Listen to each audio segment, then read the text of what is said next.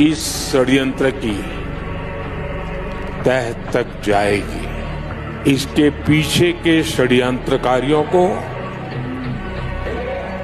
बख्शा नहीं जाएगा। आप हिंदुस्तान के साथ याराना निभाते हैं, आप वही बोली बोलते हैं जो हिंदुस्तान बोलता है पाकिस्तान की फौज के बारे में।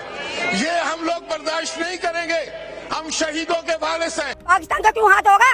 पाकिस्तान को क्यों बदनाम करा जा रहा है? सर देखिए, मैं कंफर्म तो नहीं बोल सकता कि पाकिस्तान का हाथ है या नहीं, लेकिन सर मैं इतना जरूर कहूँगा, यही को का हाथ है।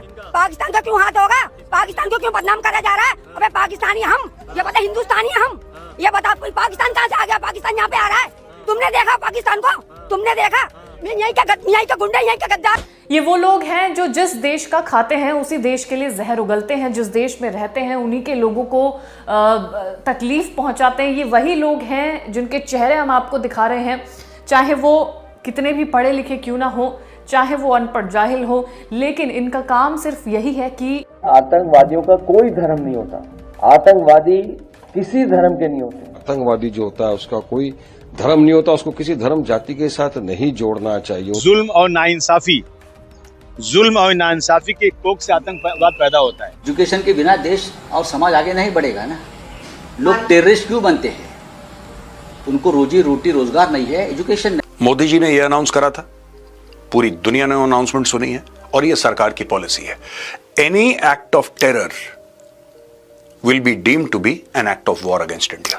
लेकिन इस देश के अंदर 2 ऐसे डॉक्टर्स पकड़े गए जिनका मंसूबा अगर कामयाब हो जाता तो इस देश के ऊपर एक ऐसा आतंकी हमला हो जाता जिसको लोग सदियों तक याद रखते। वहीं फरीदाबाद से एक ऐसे डॉक्टर को पकड़ा गया जिसके पास 350 किलो से ज्यादा विस्फोटक था। इसके अलावा टोटल 2900 किलोग्राम एक्सप्लोजिव मिलने की भी बात सामने आई है। इन लोगों ने इस्लामाबाद और वाना को निशाना बनाया है। उनको ऐसा जवाब देंगे कि दुनिया देखेगी। जी जी बिल्कुल, दुनिया देखेगी। क्या दुनिया इस वक्त भी देख रही है और हमारी तरफ ही देख रही है कि हम मजीद कौन सी ऐसी बेवकूफाना हरकत करते हैं जिसके बाद हम अपना ही सर पकड़ के बोलूंगा। नहीं बोलूंगा। समझ है मेरी? समझ है आपकी? हाँ मेरी समझ है। आपकी समझ क्या है?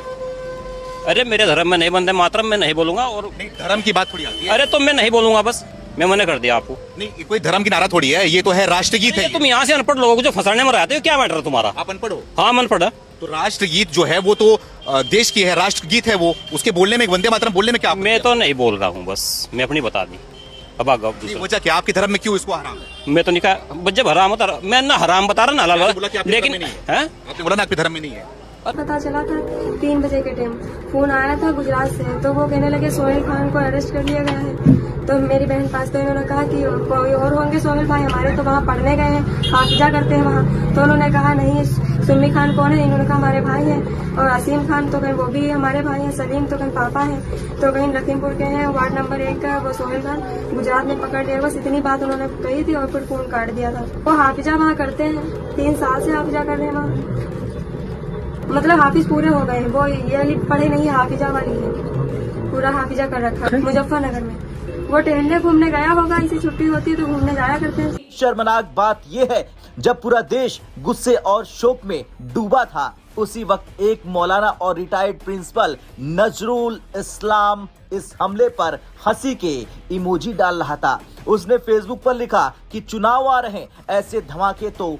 दोस्तों, मैं एक ऐसी बात करने वाला हूं जो शायद कड़वी लगे लेकिन सच है। हम हमेशा कहते हैं कि देश पर खतरा बाहर से आता है, लेकिन असली खतरा तो बाहर से नहीं बल्कि अंदर से आता है। जी हाँ दोस्तों, बाहर के तो दुश्मन दिख जाते हैं, लेकिन देश में बैठे कुछ लोग ऐसे हैं जिनकी जहरीली सोच है, जिनकी टूटी हुई निष्ठा है और जिनकी खराब नीयत ही देश को सबसे ज्यादा नुकसान पहुँचाती है। ये वही लोग हैं जो भारत में रहते हैं, भारत की हवा में सांस लेते हैं, जिन्हें भारत माता की जय बोलने में परेशानी होती है। ये वही लोग हैं जो हमेशा देश को बांटने की कोशिश करते हैं, और जब भी भारत पर हमला होता है तो ये लोग सीधे सीधे नहीं बल्कि घुमा फिराकर आतंकवादियों की भाषा बोलने लग जाते हैं। यही वजह है कि पाकिस्तान आंखें दिखाने की बार बार गलती करता है। ये गद्दार बाहर वाले से खतरनाक इसलिए हैं क्योंकि ये हमारे घर के अंदर छुपे हुए सांप हैं। इनके चेहरे मीठे दिखते होंगे लेकिन दिल में सिर्फ जहर भरा हुआ है। इनकी सोच देश को जोड़ने में नहीं बल्कि देश को तोड़ने में यकीन रखती है, जैसा कि आपने इस वीडियो में भी देखा भी। वैसे अफगानिस्तान और पाकिस्तान के हवाले से क्या कहेंगे? जंग होनी चाहिए, आप क्या समझते हैं? हो जाए तो बेहतर ही है यार। अफगानिस्तान से जंग हो जाए तो बेहतर है। बेहतर क्यों बेहतर है? अफगानिस्तान से जंग क्यों बेहतर है? अफगानिस्तान से जंग इसलिए बेहतर है कि अफगानिस्तान ने जो है ना अमेरिका के घुटने टिकवा दिए। ये पाकिस्तान क्या है? पाकिस्तान उन्होंने वो मर रहे हैं ना, वो शहादत का रुतबा ले रहे हैं, हम शहीद होंगे, उनके एक नजदीक शहादत का रुतबा है कि मर रहे, हम जो मरेंगे वो ना पैसों के लिए लड़ रहे हैं ना किसी चीज के लिए लड़ रहे हैं, वो एक इंसाफ के लिए लड़ रहे हैं। जब तक इंसाफ मुल्क के अंदर नाफिज नहीं होगा तब तक ये मुल्की निजाम नहीं चलेगा। तो आप जो कह रहे हैं कि अफगानिस्तान ने अमेरिका को भी हरा दिया, अगर पाकिस्तान के साथ जंग हुई तो फिर क्या होगा?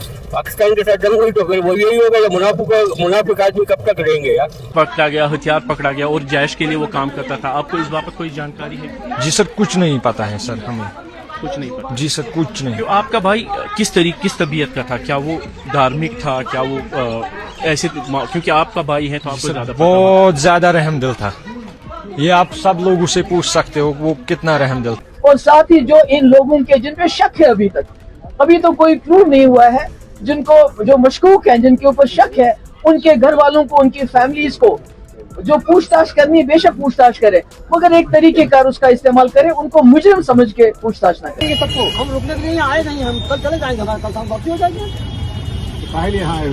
यहाँ मरकज है ही बना, मरकज जा रहे हैं, आईडी अपना आधार कार्ड को लेकर आप लोगों में किसी के पास आधार कार्ड नहीं, ये गलत बात है कि कहीं आधार कार्ड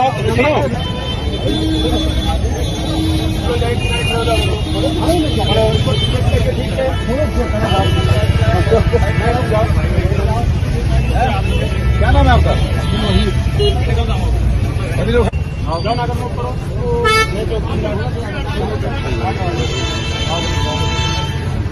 हमको ये सिखाया जाता था कि अगर लोग एजुकेटेड होगा एक्सट्रीमिज्म नहीं रहेगा, लेकिन आपने देखा कि एजुकेटेड होने से और डेंजरस हो जाते हैं और डॉक्टर बनने से और ज्यादा डेंजरस हो जाते हैं। इसीलिए जो व्यक्ति का जो कलर है वो कलर कभी सेम नहीं होता है। जो लोग वंदे मातरम नहीं गाते हैं वो लोग कभी भी भारतीय नहीं हो सकता है। अगर आप भारतीय नहीं हो सकता है कभी भी आप भारत माँ को माँ नहीं समझ सकते। तो इसीलिए हमें निरंतर सतर्क रहना चाहिए। और ये जो बात हमें बताया गया था कि एजुकेशन होने से सब कुछ ठीक हो जाएगा, वो नहीं। एजुकेटेड होने से वो लोग और ज्यादा बम बनाएगा। अगर मन में खुद है तो एजुकेटेड होने से भी वो लोग खराब काम ही बोलूंगा, नहीं बोलूंगा। समझ है मेरी? समझ है आप? हाँ, मेरी समझ है। आपकी समझ क्या है? अरे मेरे धर्म में नहीं वंदे मातरम मैं नहीं बोलूंगा। और नहीं, धर्म की बात थोड़ी आती है। अरे तो मैं नहीं बोलूंगा, बस मैं मना कर दिया आपको। नहीं, कोई धर्म की नारा थोड़ी है, ये तो है राष्ट्रगीत है। तुम यहाँ से अनपढ़ लोगों को जो फंसाने में रहते हो, क्या मैटर है तुम्हारा? आप अनपढ़ हो? हाँ, मैं अनपढ़। तो राष्ट्रगीत जो है वो तो देश की है, राष्ट्रगीत है वो, उसके बोलने में, वंदे मातरम बोलने में क्या? मैं तो नहीं बोल रहा हूँ, बस मैं अपनी बता दी। अब आगे वजह क्या? आपके धर्म में क्यों इसको हराम है? मैं तो नहीं कहा, जब हराम होता मैं ना हराम बता रहा ना हलाल, लेकिन आपने बोला ना आपके धर्म में नहीं है। अरे यार तू अपना काम कर भाई, मैं नहीं बात कर। मेरा काम यही है, वही काम करने आपके पास आया हूँ मैं, ये मेरा काम ही है, इसलिए आपके पास आया हूँ मैं थोड़ा पूछूं। सुनो मेरे सुनो एक मिनट, जो पूरी जानकारी रखता हो आप उससे बात करो जाकर। पूरी जानकारी नहीं बोल रहा हूँ, बोल रहा हूँ कि आप वंदे मातरम बोलो। मैं नहीं बोल। तो हम भी सुरक्षित हैं, राष्ट्र एक है तो हम भी एक हैं। राष्ट्रीय एकता के मार्ग में सबसे बड़ी बाधा यही है जो वंदे मातरम के मार्ग में बाधा है, यही बाधा है। और इनको पहचानो, इन चेहरों को पहचानो जो शासकीय योजना में हड़पने की होड़ में पहली लाइन में खड़े होते हैं, लेकिन जब वंदे मातरम गाने की बात होती है तो कहते हैं कि नहीं हम नहीं गाए। स्पीकर साहब उन्होंने बकायदा खड़े होकर ये बताया कि हर तीसरे साल अगर ऑपरेशन होगा तो अरबों रुपए हमें लोगों को दोबारा से रिहेबिलिटेट करने में लग जाते हैं। हमारी फॉरेन पॉलिसी में लाख खामियां हो, हमने लाख गलतियां की हों, लेकिन हमने किसी दूसरे की टेरिटरी पे कभी नजर नहीं गड़ाई। अगर हमने बांग्लादेश को लिबरेट किया तो हमने उसको अपनी कॉलोनी नहीं बनाया। अब मोदी ने पाकिस्तान को खुली धमकी दे दी। दिल्ली में लाल किले के बाहर धमाका सीएनजी सिलेंडर फटने से हुआ, लेकिन भारत इस हादसे को दहशतगर्द हमला साबित करने और पाकिस्तान के साथ इसका ताल्लुक जोड़ने की सरतोड़ कोशिश कर रहा है। बाय द वे पाकिस्तान का उन्होंने जिक्र नहीं किया, पाकिस्तान नहीं मेंशन इसमें, ठीक है जी। क्रॉस बॉर्डर टेररिज्म भी नहीं मेंशन, इंडिया जो है उसने क्रॉस बॉर्डर टेररिज्म भी नहीं मेंशन किया। अगर जंग हो जाती है तो ये जलालाबाद और काबुल को नुकसान होगा और ये पेशावर और इस्लामाबाद का नुकसान होगा। अगेन नाज़रीन, वहां पर ये बातचीत हुई कि भाई लाहौर बिजनेस हब है, कराची बिजनेस हब है, इस्लामाबाद बिजनेस हब है, पिंडी बिजनेस हब है।